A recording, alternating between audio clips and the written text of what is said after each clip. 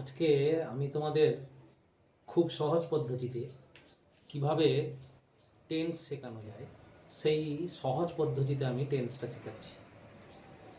একটু মন দিয়ে শুনলে বা লিখে ফেললে দেখবে অতি সহজেই এই টেন্সটুকু রপ্ত করতে পারছো।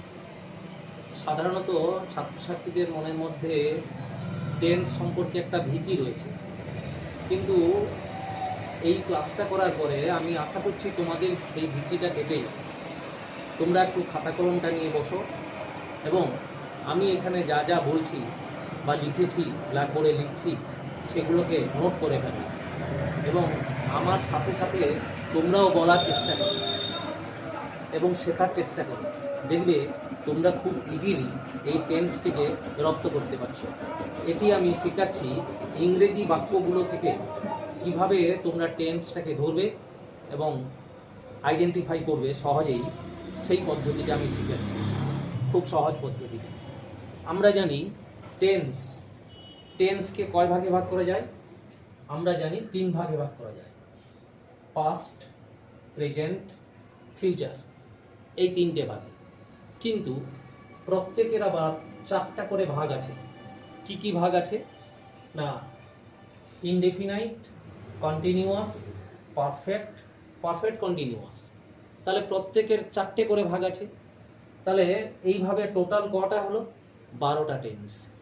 এই 12টা টেন্স আমি খুব অল্প সময়ের মধ্যে তোমাদের খুব সহজ পদ্ধতিতে শিখিয়ে দিচ্ছি। দেখো কিভাবে শেখাচ্ছি।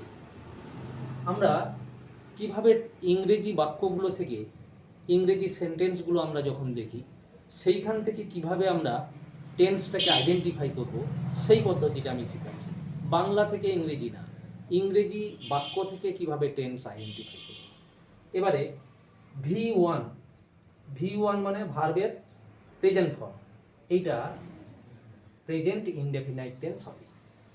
ভি2 ভার্বের past form, past indefinite tense হবে।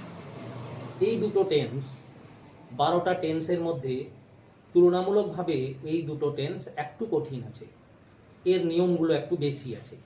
তবু আমি সহজ পদ্ধতিতে এইটুকু বললাম।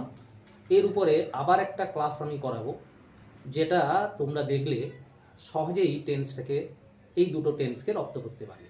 তবু আমি এখানে শর্টকাট পদ্ধতিতে বলে যাচ্ছি টেন্সটা। তারপরে কি am, is, are, have, has, এই 5টা am, is, are, have, has, এই 5টা থাকলে আমরা প্রেজেন্ট টেন্স ধরি। ওয়াজ, ওয়ার, হ্যাড, এই 3টা থাকলে পাস্ট টেন্স। বিন, ভি3 মানে ভার্বের থার্ড ফর্ম। এই বিনটাও ভার্বের থার্ড ফর্ম। কি করে বিনটা ভার্বের থার্ড ফর্ম আমি বুঝিয়ে দিচ্ছি। যেরকম বি ভার্বের প্রেজেন্ট ফর্ম হচ্ছে be verb, be past form হচ্ছে ওয়াজ, আর পাস্ট পার্টিসিপল ফর্ম হচ্ছে বিন। তাহলে এই বিনটা কি ফর্ম হলো? এখানে যেটা লিখেছি এটা ভি3। তবু আমি এটাকে বোঝার জন্য আমি এখানে সাইডে লিখে দিয়েছি, এটা হবে পারফেক্ট। ভি3 থাকলে হবে পারফেক্ট। আর কি না, ভি প্লাস আইএনজি মানে ভার্বের সঙ্গে যখন আইএনজি আমরা যোগ করব, তখন কি টেন্স হবে? কন্টিনিউয়াস, তখন হবে কন্টিনিউয়াস। আর একটা লিখেছি আমি shall, will, shall be, will be, shall have, will have.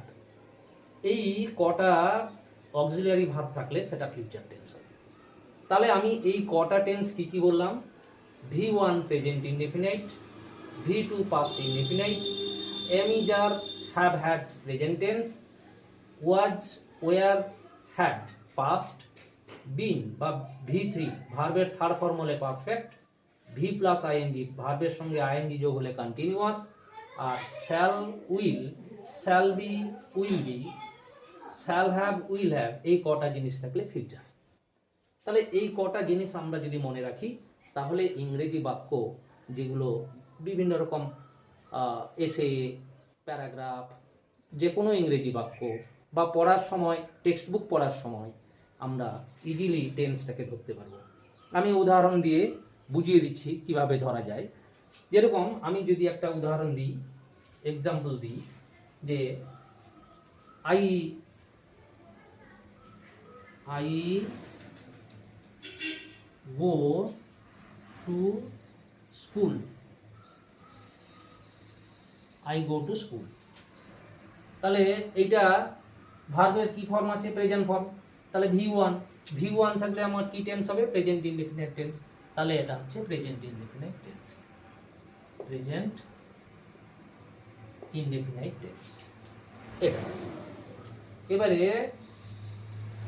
M is আর এর মধ্য থেকে ধরো আই এম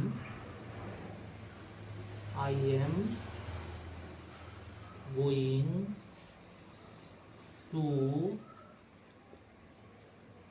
স্কুল, এটা কি টেন্স হবে? এটা এম ইজ আর, এই এম আছে কোথায় দেখো? এইখানটায় আছে। তাহলে এম থাকলে কি হয়? প্রেজেন্ট। তাহলে প্রথমে আমি এম আছে প্রেজেন্ট লিখলাম, প্রেজেন্ট লিখলাম। তারপরে কি আছে? ভার্বের সঙ্গে আইএনজি যোগ, ভি প্লাস আইএনজি। তাহলে ভার্বের সঙ্গে আইএনজি, এই যে এখানে ভি প্লাস আইএনজি হলে কন্টিনিউয়াস। তাহলে এটা কি হবে? ভি প্লাস আইএনজি আছে, তাহলে continuous.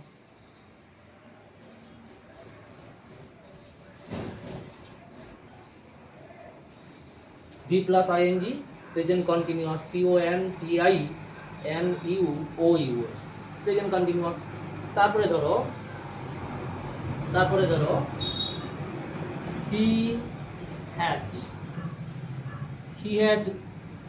he has done it,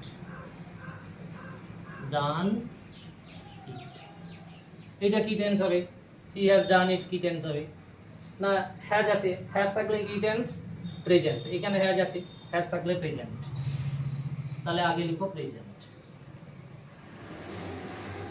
এইবারে ভার্ব কি আছে? ডান আছে। ডানটা কি ফর্ম? V3, মানে ভার্বের থার্ড ফর্ম। তাহলে ভার্বের থার্ড ফর্ম থাকলে কি হয়?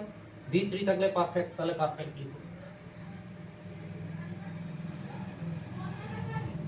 তাহলে কি দাঁড়ালো? টেন্সটা কি দাঁড়ালো? এটা না প্রেজেন্ট পারফেক্ট।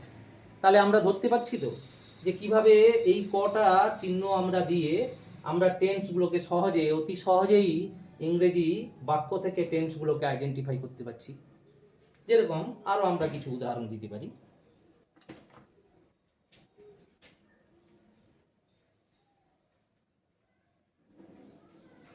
আমরা আরো কিছু উদাহরণ দিই।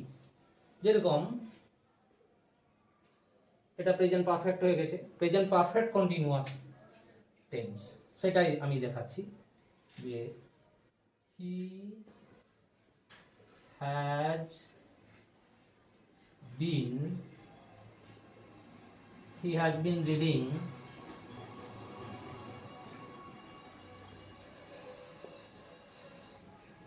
Reading English.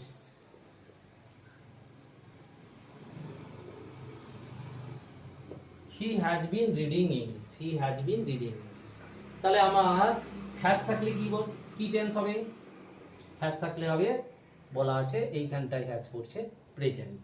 তাহলে প্রথমে হচ্ছে প্রেজেন্ট, PRESENT, প্রেজেন্ট।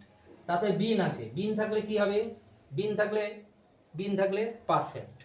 তাহলে এখানে লিখো পারফেক্ট, FECT। তারপরে ভার্বের সঙ্গে আইএনজি যোগ থাকলে কি হবে? কন্টিনিউয়াস। তাহলে কি হলো? Present perfect continuous. তাহলে আমার এই টেন্সটা কি হলো? এই বাক্যটা কি টেন্সে আছে? প্রেজেন্ট পারফেক্ট কন্টিনিউয়াস টেন্সে, মানে হ্যাজ বিন রিডিং। তারপরে he went to market,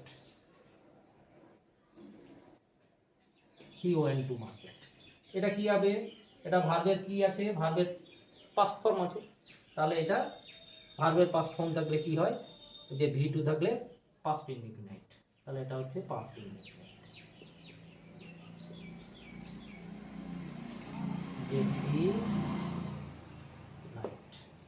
তারপরে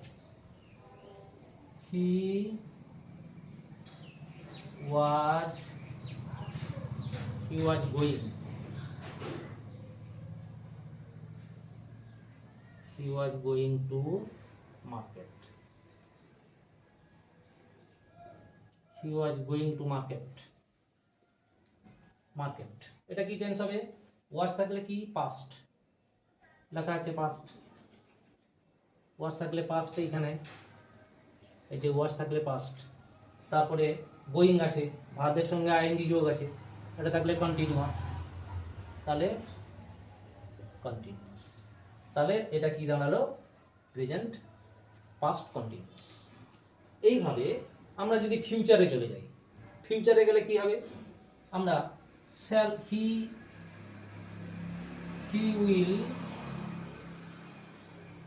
will go to school, he will go to school. ধরো এই সেন্টেন্সটা, এটা কি হবে না? শ্যাল উইল থাকলে কি বসে বলেছি? শ্যাল উইল থাকলে ফিউচার, তাহলে শ্যাল উইল থাকলে ফিউচার, ফিউচার, শ্যাল উইল থাকলে ফিউচার, তাহলে এটা হচ্ছে ফিউচার। তারপরে V1 আছে কি? Indefinite,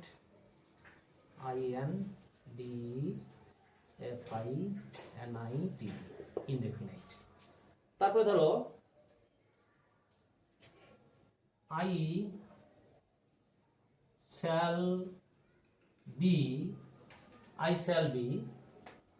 going, I shall be going to school,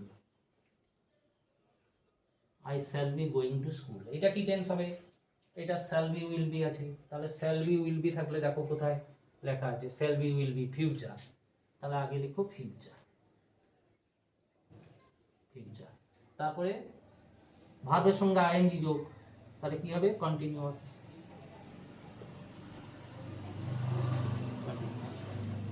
continuous tense. তাহলে এটা হলো ফিউচার কন্টিনিউয়াস টেন্স। এইভাবে আমরা ইংরেজি বাক্য থেকে টেন্সগুলো অতি সহজেই বানাতে পারবো যদি আমরা একটু ধৈর্য ধরে পড়ি এবং এটাকে শিখে ফেলি।